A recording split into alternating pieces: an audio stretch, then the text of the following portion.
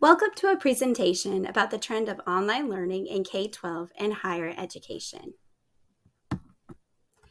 This presentation is part of our database assignment on online learning and is brought to you by Amanda Ryan, Autumn Davis, Dana Evans, and Rachel Lake.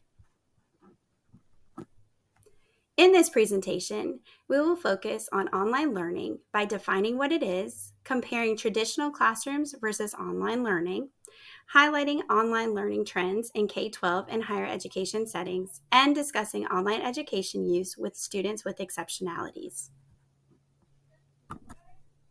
What is online learning? According to Simonson and Berg, online learning is a form of education in which the main elements include physical separation of teachers and students during instruction and the use of various technologies to facilitate student-to-teacher and student-to-student communication. As you will see throughout this presentation, there are many reasons why more and more people are choosing this route in which to learn.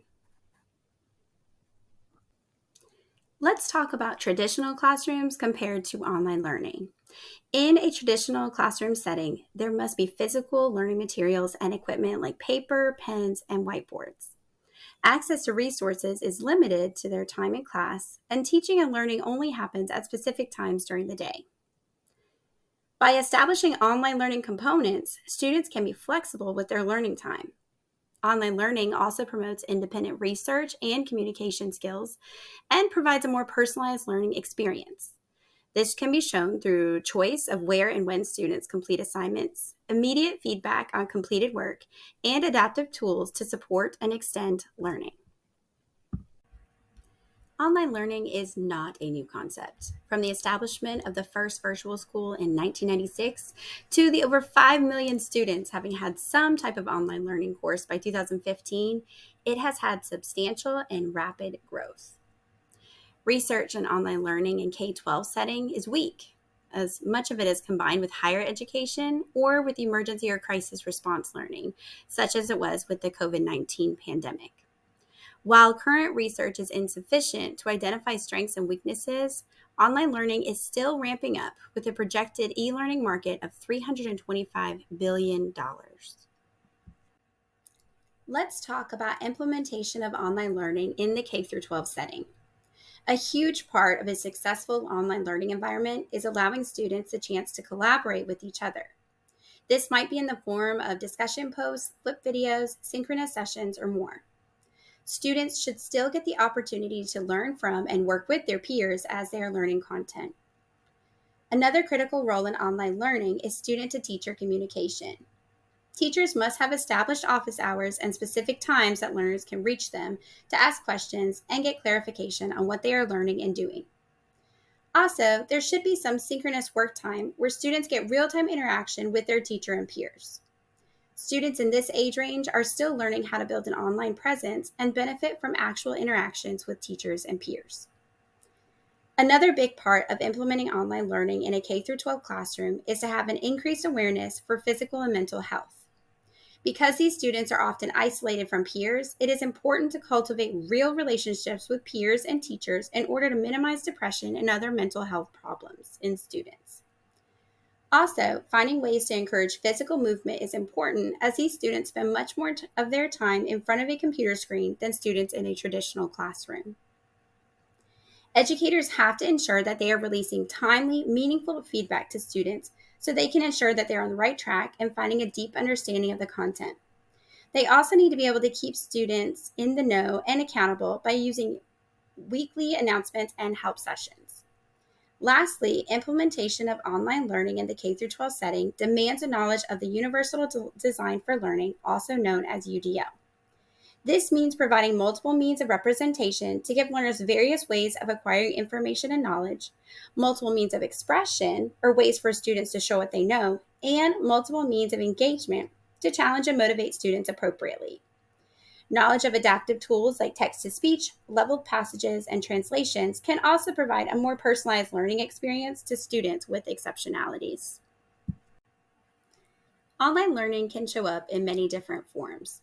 COVID classrooms were the, may I say, hastily thrown together online learning environments that were generated from the widespread school shutdowns that occurred during the coronavirus pandemic. These classrooms varied widely in how they were handled, as they were in response to a crisis. Some included only asynchronous work, some included live classrooms. In Cobb County, we were able to utilize Cobb Teaching and Learning System, or CTLS, as a platform for the content we were trying to teach, and Zoom was used as a synchronous learning opportunity for both teachers and students. Success of these classrooms depended on the teacher's knowledge of online teaching and on students' access to devices and internet.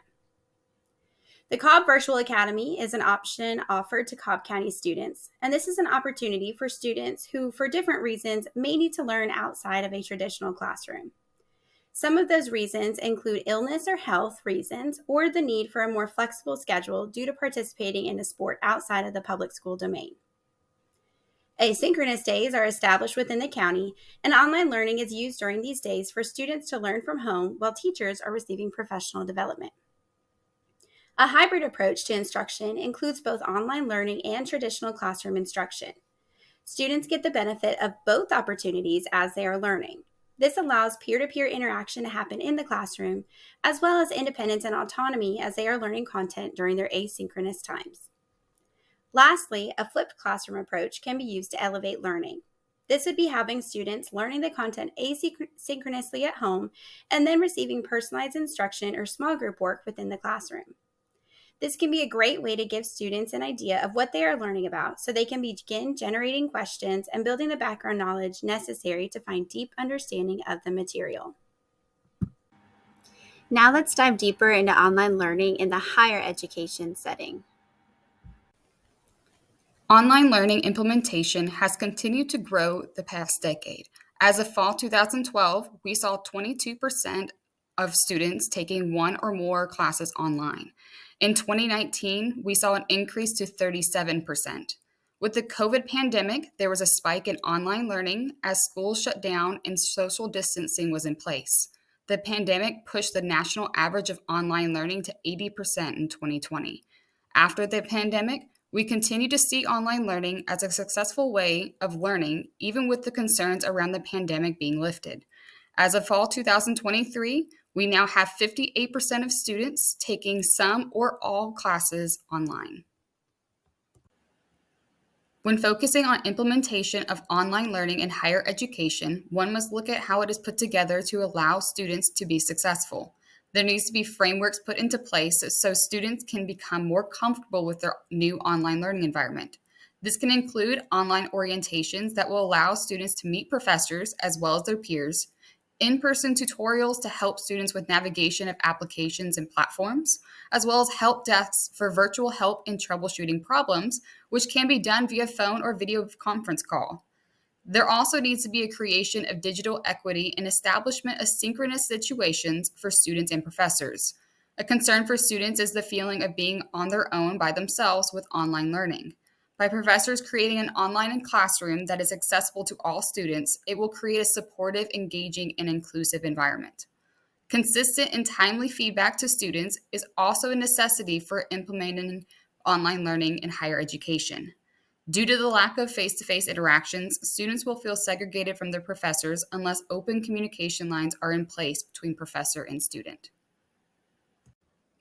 Step-by-step guidelines to setting up a virtual classroom.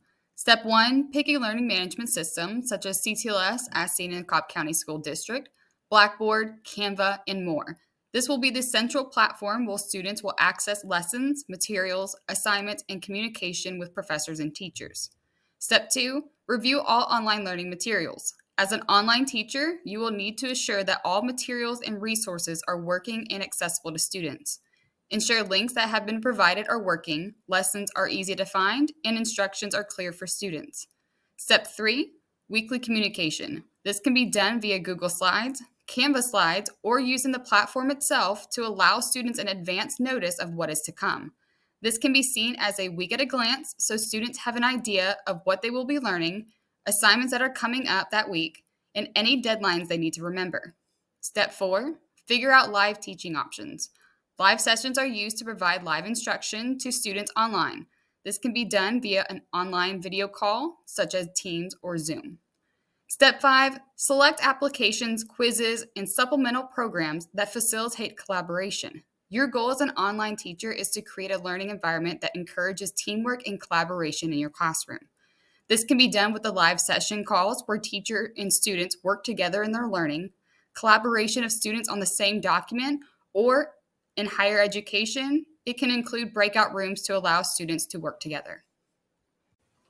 The best thing about learning is that it is not always done when you are young. Many people will spend their lives working in one field for their career before they need a change. They will then go back to school to learn new skills and take on a new career path. For higher education, we must recognize that students seen at the college and university levels will not just be students. They will include individuals who are working full time to provide for themselves and potentially their families. It can include parents who have young children whose time has been greatly taken up by caring for them. It will include people who are in the military, as well as individuals who may be studying abroad. And it'll also include high school students who are part of a dual enrollment program to earn college credits. When looking at time commitments and accessibility to learning, we can see how beneficial online learning will be for these individuals, where they can focus on the things in their life that need to take priority, but also get the education that they desire. Online students with exceptionalities. This will include K through 12 and higher education. There needs to be clear communication in place between teachers, students, and for K through 12 also needs to include the parents. Online learning must utilize and implement adaptive software. There needs to be synchronous and asynchronous sessions with teachers, case managers, and other students. Meetings, check-ins, and help sessions can take place on the virtual video call, such as Zoom. And co-teachers will be accessible for student support. For students requiring small group, this could mean the co-teacher provides an additional Zoom call where the general education teacher stays on with the rest of the class while the co-teacher takes a small group into a separate Zoom call. Final thoughts. Online learning is a trend that is here to stay. Whether in the K-12 or the higher ed setting as seen here, or even at a business or medical setting, it can provide flexibility and personalization for learners, and remediation and extension can be provided in a timely manner that can make a huge difference for students. However, issues must be addressed in order for online learning to be accessible and beneficial to all. Even after all these years, there is an equity gap for minority students, both in access to devices and internet access, and also with culturally diverse communication issues. In addition, online educators need to be well versed in best teaching practices, as there are some differences in online education versus face-to-face. These must be addressed intentionally as online learning continues to rapidly revolutionize the way people learn.